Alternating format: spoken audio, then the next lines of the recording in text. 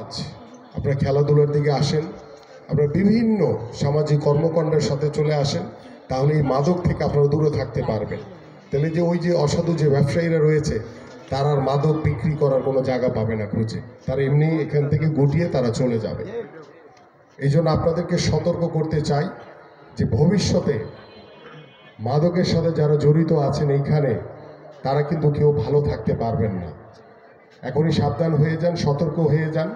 এবং আজকে যে আমাদের খতিব সাহেব, আমাদের যে মুফতি সাহেব, যে তিনি যে বয়ান করবেন, এই বয়ানগুলি শুনে চেষ্টা করেন নিজেকে পরিবর্তন করা যায় কি না। আপনার অন্তরকে যদি পরিবর্তন করতে না পারেন, তাহলে এগুলি শুনে বুঝে আলোচনা করে কোনো লাভ হবে না। যদি অন্তরকে পরিবর্তন করতে পারেন, তাহলে আপনি নিজে পরিবর্তন হতে পারবেন, আপনার পরিবার হবে, আপনার সমাজ হবে। এবং সেই সমাজ গড়ার লক্ষ্য নিয়ে কিন্তু আমরা কাজ করে চলেছি।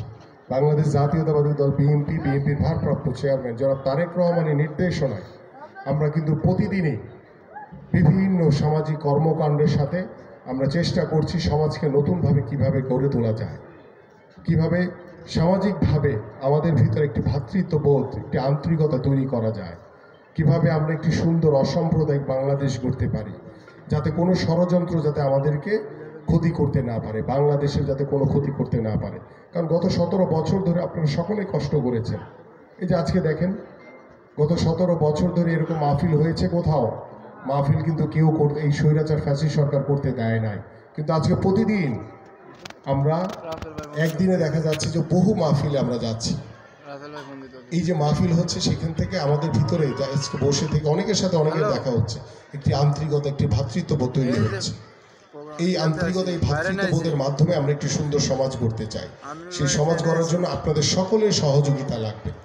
সেই সহযোগিতার মাধ্যমে আমরা যাতে একটি সুন্দর সমৃদ্ধশালী বাংলাদেশ গড়তে, এবং আমাদের প্রত্যেকটি পরিবার, আমাদের সন্তানেরা, আমাদের ভাই, আমাদের বাবা মারা যাতে ভালো থাকে, সেটাই তো আমাদের চাওয়া। এর চেয়ে বেশি কিছু তো চাওয়ার নাই। তো সেই চাওয়ার জন্য আমাদেরকে সৎভাবে চলতে হবে, সৎ উপার্জন করতে হবে, এবং সেই সৎ এবং সৎভাবে চলার মাধ্যমে কিন্তু আমরা একটি সুন্দর সমাজ গড়তে পারবো। আপনি ভালো থাকলেন, আপনার পাড়া প্রতিবেশী বা আপনার পাশের বাড়ির মানুষ যদি ভালো না থাকে, তাহলে আপনার ভালো থাকার কোনো মানে নেই। আপনার প্রতিবেশীকে যদি আপনি ভালো রাখতে পারেন, আপনার ভিতরে একটি আত্মতৃপ্তি তৈরি হবে।